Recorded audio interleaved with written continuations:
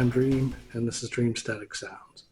Today we are going to look at 3 more bugs in MPC 3. If you missed it, the last video was about 2 other bugs. One of them technically intended behavior, according to Akai, but nonetheless, that video was titled MPC 3 is broken, referring to MPC 3 Final, the one that was just released at NAMM. So the 3 bugs we have today, 2 of them are kind of on the bigger end in my opinion. One of them's more for niche use cases, but a use case that I have experienced myself as being necessary, especially when playing out live. The other one is just plain bad all around. The third bug that I'm going to point out today is more of a nuisance, but I thought it was worth pointing out. So let's take a look at those. This first one is when setting a loop on an audio track. All you have to do is add an audio track, add an audio file, or record an audio file. Now, if you set it to start the loop from bar 1, it works as normal.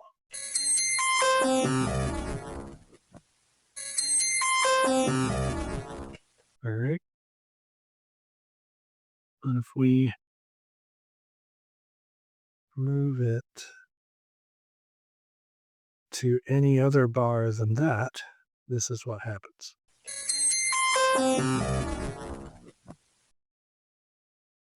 No sound after the first time playing the third one.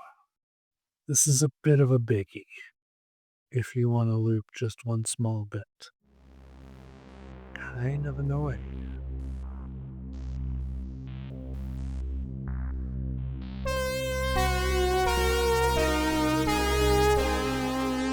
You have Metronome on in stereo. I have it turned on. We'll hear it.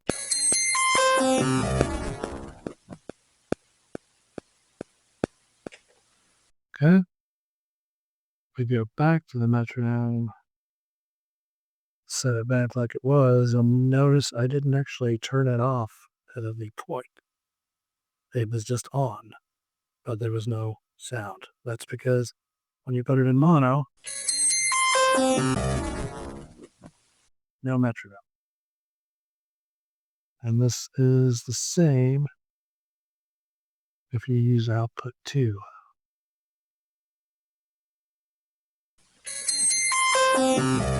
No metronome. Not a huge deal. I don't know that there's too many use cases where you might want to set the metronome out to one mono track. But there is actually sometimes, every now and then, you might want to send a mono out to, let's say, like a drummer. And then have another output send one instrument to a different channel on the mixer and not have the metronome. In that case, you wouldn't be able to do that because as soon as you set it to a mono out, you get no metronome. So that's one use case where that would really suck.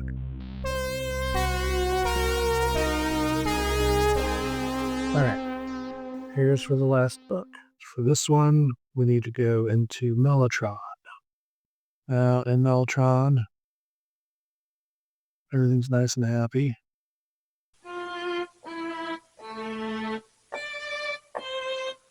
They're all right. Until we try to load a user preset. We get this error. That said,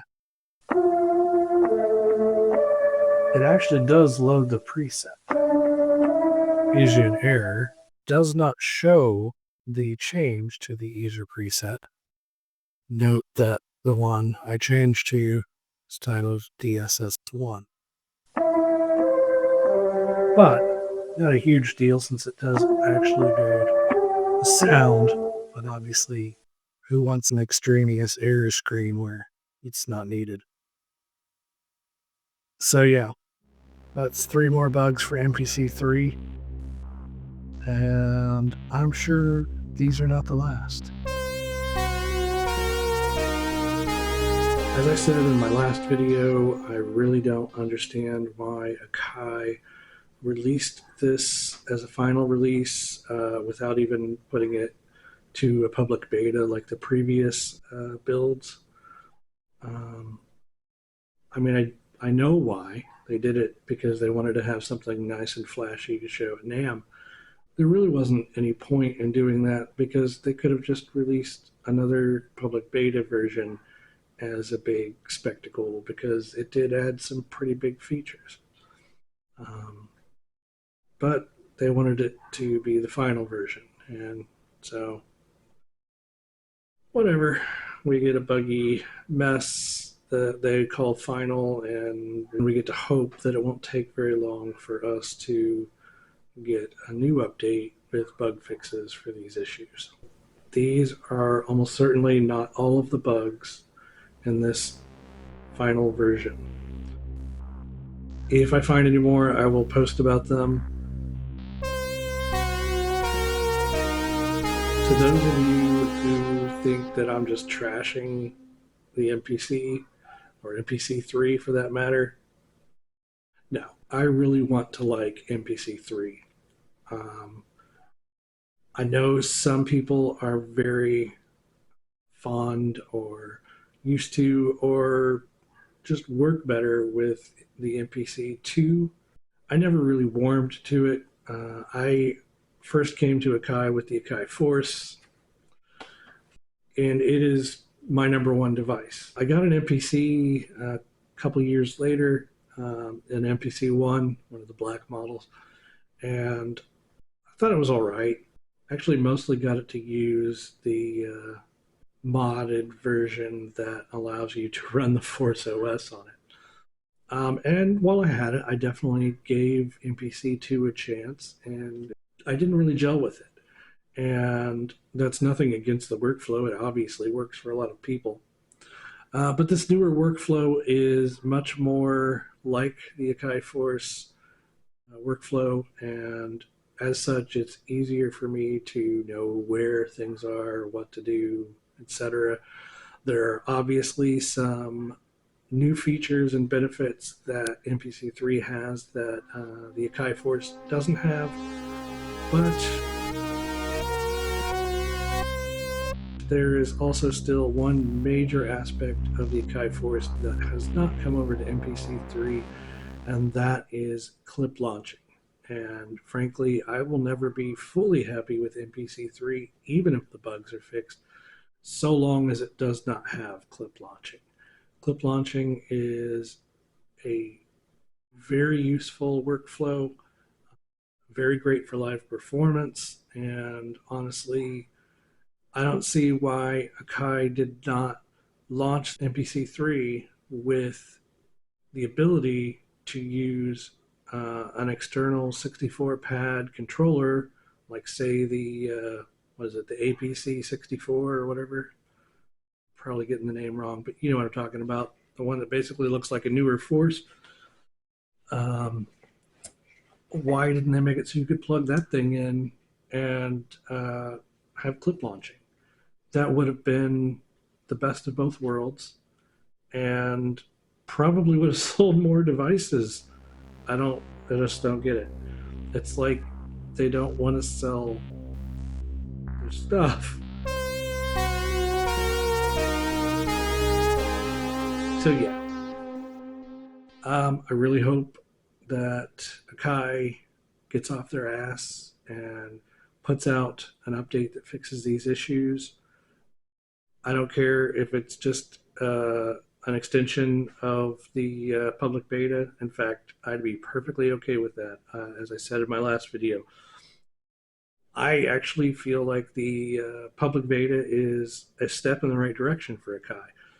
But unfortunately, when they released that final version without putting it through the public beta process, they took a big step backwards, in my opinion. And I'd like to see them redeem themselves. And there's definitely cases where I've seen that in the past with Akai, where they've released an update that has some bugs, and then shortly after released another update that fixes some of those bugs. But I've also seen Akai take years and years without fixing some of the most basic things. The Akai Force still only uses 4/4 timing, and a lot of you folks who moved from MPC 2 to MPC 3 are ending up finding out how much that sucks, because in implementing all these aspects of the Akai Force OS into MPC 3, they've brought over some of these kinds of dumb things that were factors with the Akai Force as well. But yeah, ultimately, I hope they redeem themselves. Anyway, that's all I've got for this video. I just released some free key groups and drum programs on my Patreon. I do monthly what I call drops of free instruments every month. For those of you out there who do use MPC3, there is an extra benefit to these, to a few of the instruments that I've included, which are what I call force track instruments. They work in MPC3 as well. They unfortunately do not work in MPC2, but essentially what they are is they're a track file, which I'll do another video more in depth on this very soon. Now, with all that out of the way, let's hope to fucking goodness that Akai fixes these issues, and when they do, they don't cause more. So yeah, that's all I've got. I'm Dream. This is Dream Static Sounds. Do please subscribe if you found this interesting and useful, and click like on the video if you don't mind. And if you didn't like it, click don't like, or whatever the thumbs down is called. Either way, thanks for checking it out. Take it easy.